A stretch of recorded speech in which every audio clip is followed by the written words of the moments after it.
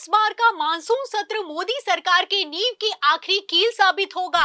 ये सवाल इसलिए क्योंकि अभी तक तो विपक्ष के सांसद नारे लगा रहे थे, लेकिन अब तो नीतीश नायडू के सांसदों ने भी सदन में बगावत कर दी है। जी हाँ, चौंके मत सच है। तो बिहार में वोटर लिस्ट वेरिफिकेशन के नाम पर 52 लाख से ज्यादा वोट काट कर कैसे फंस गई है मोदी सरकार और सदन में कैसे बवाल हुआ है, आपको बताएंगे। सुप्रीम कोर्ट ने चुनाव आयोग पर क्या बड़ा एक्शन लिया और सीजीआई गवई ने कैसे पूरे खेल का भांडाफोड़ कर दिया, उस पर भी आएंगे। लेकिन पहले मानसून सत्र में कैसे एनडीए में भारी टूट दिखाई दे रही है, खबर देखिए। खबर आप देखिए जागरण की। देखिए इस खबर में लिखा हुआ है कि एसआईआर के खिलाफ नीतीश के सांसद का फूटा गुस्सा, कहा सच्चाई ही ना कह पाया तो क्यों बना सांसद। तो जेडीयू के सांसद हैं, दिग्गज सांसद हैं, नीतीश कुमार के करीबी हैं गिरधारी यादव। गिरधारी यादव ने विपक्ष के साथ मिलकर एसआईआर के खिलाफ सदन में बगावत कर दी है।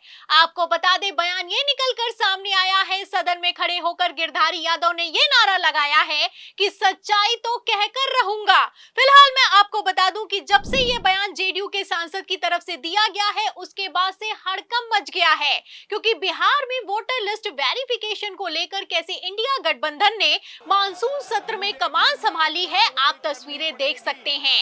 एक तरफ जहां राहुल गांधी समेत अखिलेश यादव और पूरा विपक्ष काले कपड़े पहनकर सदन में पहुंचा है, एसआईआर के खिलाफ भयंकर नारेबाजी की जा रही है, वहीं इन सब के बीच जेडीयू सांसद ने भी बगावत कर दी है, तो बवाल खड़ा हो गया है। आपको बता दें, जेडीयू के सांसद हैं गिरधारी यादव, उन्होंने लंबा चौड़ा बयान दिया है, लेकिन क्या मेन पॉइंट कह दिया है जिसके बाद से मोदी सरकार की नींव हिल गई है, वो मैं आपको फटाफट से बता देती हूँ। खबर आप देखिए जागरण की। देखिए इसमें लिखा भी हुआ है कि चुनाव आयोग को व्यवहारिक ज्ञान नहीं है, उसे ना तो बिहार का इतिहास पता है और ना ही भूगोल। मुझे सारे दस्तावेज इकट्ठा करने में 10 दिन लग गए। मेरा बेटा अमेरिका में रहता है, वो 1 महीने में दस्तखत कैसे कर देगा। ये एसआईआर हम पर जबरदस्ती थोपा गया है, इसके लिए कम से कम 6 महीने का समय दिया जाना चाहिए। तो ये किसी विपक्ष के सांसद ने नहीं, बल्कि जेडीयू के सांसद ने बयान दिया है।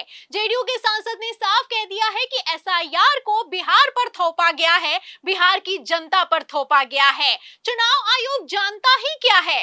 आपको बता दें कि एक तरफ जहां जेडीयू के सांसद का बयान निकलकर सामने आया है, वहीं दूसरी तरफ टीडीपी ने तो पहले ही बगावत कर दी है। आप अच्छे से जानते हैं कि चंद्रबाबू नायडू ने ऐसी वैसी बगावत नहीं की, बल्कि चुनाव आयोग को डायरेक्ट पत्र लिखा और पत्र लिखते हुए साफ कह दिया कि जो बिहार में एसआईआर चल रहा है, इसके आधार पर नागरिकता को चेक न किया जाए। आपको बता दें कि टीडीपी के सांसद होते हैं 16 और जेडीयू के 12। अब ये 12 और 16 सांसद अगर इधर से उधर हो गए और विपक्ष के विरोध में जाकर मिल गए, तो भारतीय जनता पार्टी का क्या होगा, चुनाव आयोग के एसआईआर का क्या होगा और मोदी की कुर्सी का क्या होगा, आप समझ सकते हैं। फिलहाल मैं आपको बता दूं, जहां एक तरफ मानसून सत्र में एसआईआर को लेकर बवाल खड़ा हुआ है, वहीं दूसरी तरफ बिग ब्रेकिंग ये निकलकर सामने आ रही है कि चुनाव आयोग ने बिहार की वोटर लिस्ट से 52 लाख से ज्यादा वोटों को काट दिया है।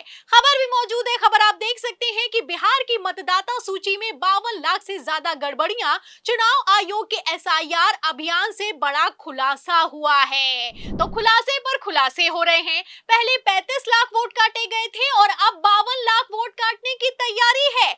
आपको बता दें, जब 35 लाख वोट काटे गए थे, तभी विपक्ष ने कह दिया था कि 35 नहीं 3 करोड़ से ज्यादा वोट बिहार में काटे जाएंगे, और अब कुछ वैसा ही होता हुआ नजर आ रहा है। तो चुनाव आयोग मनमानी पर उतर आया है। चुनाव आयोग ने तो इतनी हद पार कर दी है कि सुप्रीम कोर्ट के सुझाव तक को मानने के लिए तैयार नहीं है।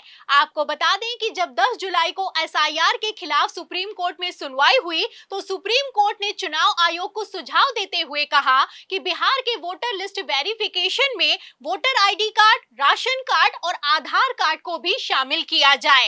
आपको बता दें, जस्टिस धूलिया ने तो यहां तक कह दिया कि आप जो दस्तावेज मांग रहे हैं, वो मेरे पास भी मौजूद नहीं है, मेरे पास भी बर्थ सर्टिफिकेट नहीं है। मतलब जब जस्टिस के पास नहीं है तो बिहार की आम जनता के पास कैसे होगा, सवाल खड़ा होता है।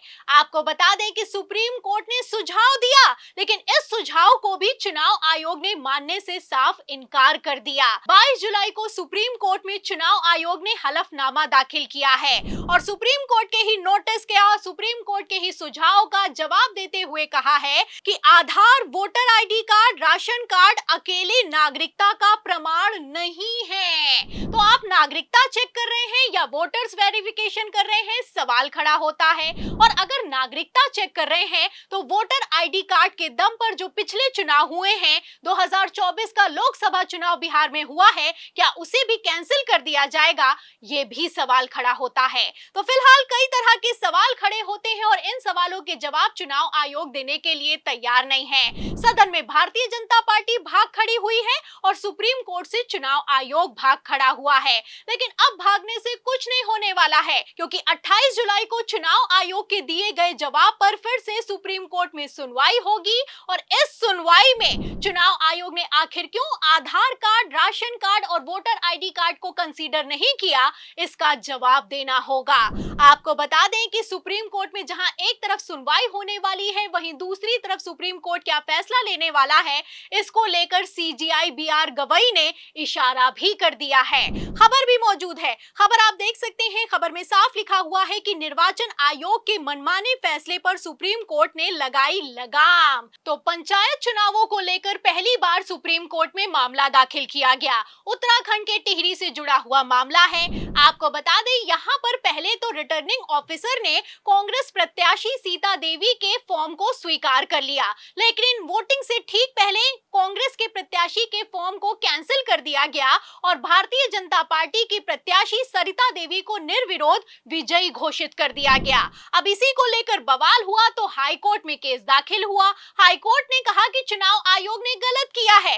चुनाव आयोग ने सीता देवी के पक्ष में फैसला सुनाते हुए नामांकन को फिर से मान्य करार दिया, लेकिन इन सब के बावजूद फिर से भारतीय जनता पार्टी ने सुप्रीम कोर्ट में केस को दाखिल कर दिया। अब इसी केस को लेकर सीजेआई गवई ने कमान संभाली है। सीजेआई गवई ने जहां एक तरफ कांग्रेस की प्रत्याशी का नामांकन को बहाल कर दिया है, वहीं दूसरी तरफ भारतीय जनता पार्टी को तगड़ा झटका दिया है। तो जो सुप्रीम कोर्ट चुनाव आयोग के नतीजे को पलट सकता है, खारिज किए गए नामांकन को फिर से बहाल कर सकता है, वो बिहार में 52 लाख से ज्यादा वोट काटने पर करने को कुछ भी कर सकता है। फिलहाल बिहार चुनाव बीजेपी के लिए सिर्फ नाक का नहीं बल्कि कुर्सी का भी सवाल बन चुका है।